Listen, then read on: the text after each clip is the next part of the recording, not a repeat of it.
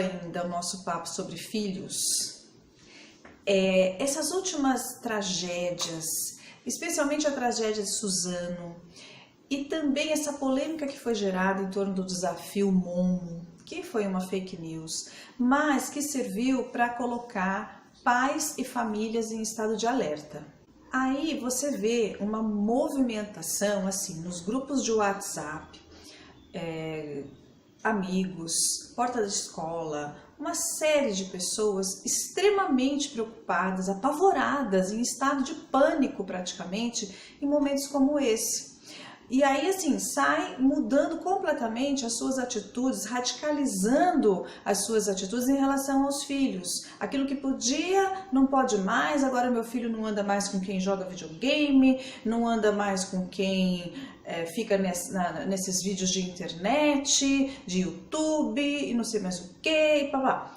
Mas eu fico me perguntando o seguinte, até aquele momento, como era a vigilância, o olhar desses pais ao que os filhos fazem durante o dia? Como é que rola? Então, assim, a impressão que eu tenho é que quando a polêmica vem à tona, aí as pessoas acordam e falam, opa, o que meu filho tá vendo? Então, não dá aquela impressão que você não sabe nada, que você não tá vendo o que tá rolando. Seu filho tá lá na internet, tá na frente de um computador, tá na frente de um jogo de videogame e você não tá nem aí. Mas quando rola uma polêmica dessa, aí você vai lá ver o que tá acontecendo. É isso?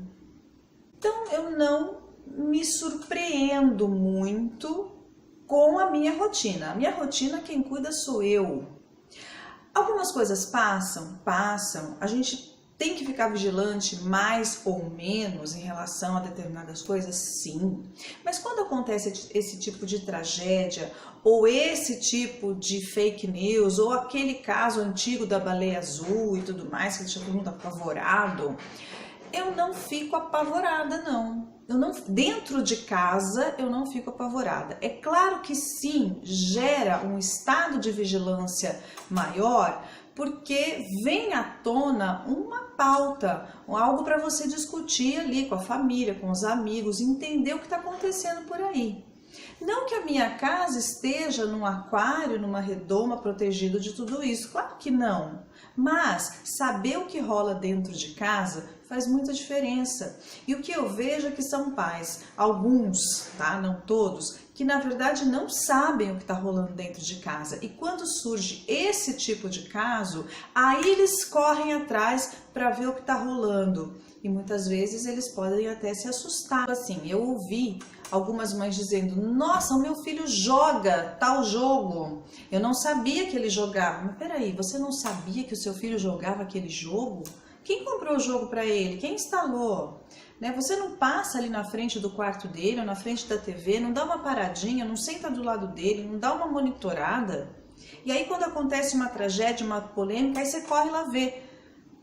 Olha, gente, testemunhei casos assim. Mas a gente eu fico mais assustada, de verdade, eu fico mais assustada com esses pais que se alarmam excessivamente nesse tipo de caso, do que exatamente com o próprio caso. É um caso que está acontecendo, não está longe da gente, não está distante, está ali, está na esquina, está na cidade ao lado. Mas isso demonstra o quanto as pessoas não sabem o que acontece na vida dos filhos, não sabem exatamente dominar aquela rotina. A gente se surpreende mesmo com algumas coisas que os filhos da gente sabem e a gente não imaginava que eles sabiam daquilo. Internet. Antigamente a gente não tinha internet, a gente ficava sabendo pelas pessoas da escola. Agora as pessoas da escola estão na internet, a gente está na internet, filho está na internet, quer dizer, está tudo ali. Então o negócio é ver o que é que o filho está navegando. Nesse último caso mesmo do desafio Momo, que não, foi tudo uma fake news mesmo, eu perguntei para o meu filho, o que é isso aqui? Que é desafio Momo? Ele, desafio Momo, eu não sei, mas você tá falando da Momo, mãe? A Momo? Eu falei, tô. Você conhece essa Momo? O que ela é? Mãe, é uma escultura que fica lá no Japão, no museu lá. Que mais? Só isso. Onde você viu isso? Ah, nos meus vídeos do YouTube. Quais foram os youtubers que falaram sobre isso? Aí ele falou. E o que eles falaram? Que ela é uma escultura que fica no museu lá no Japão. Pronto. Meu filho não falou nada de jogo nenhum. Me surpreendeu, sim, que ele sabia exatamente do que se tratava. Mas ele não foi afetado como nenhuma criança foi por porcaria de jogo nenhum, porque isso foi uma mentira, tá certo?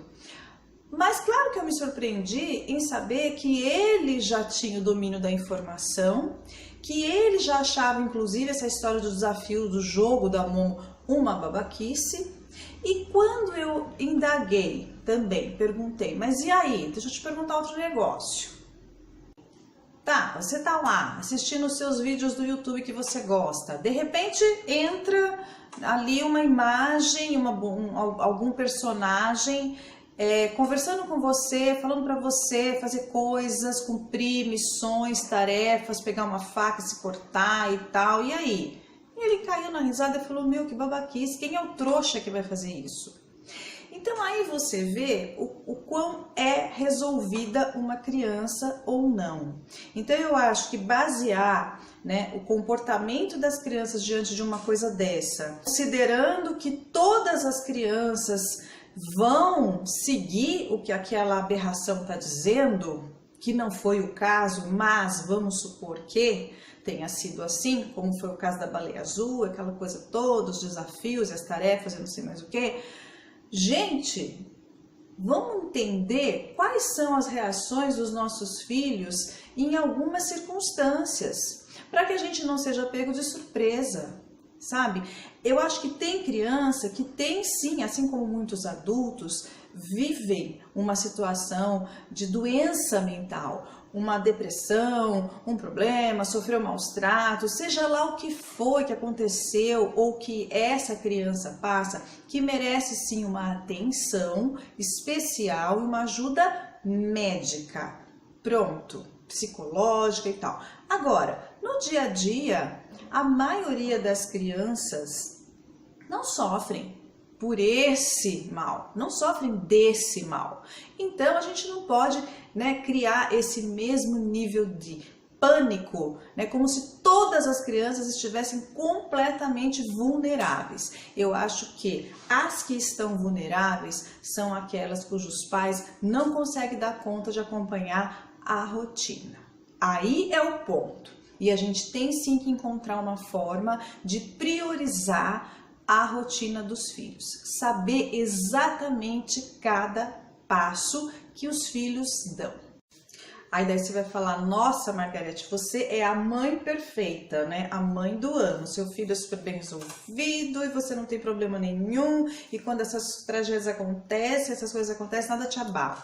Claro que abala sim, a gente conversa, eu fico em estado de alerta sim, eu monitoro um pouco mais sim. Porém, não é algo que me faz tomar um susto, porque, opa, peraí, eu não tô vendo o que tá acontecendo, deixa eu começar a ver agora. Isso não rola.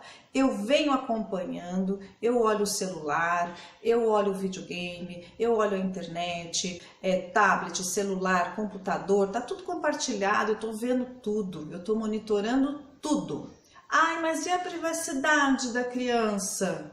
Criança lá tem que ter privacidade, quem tem que ter privacidade sou eu, que sou adulta. Criança não, criança tem que ser monitorada a todo instante. A gente tem que saber sim, cada passo, cada respiração.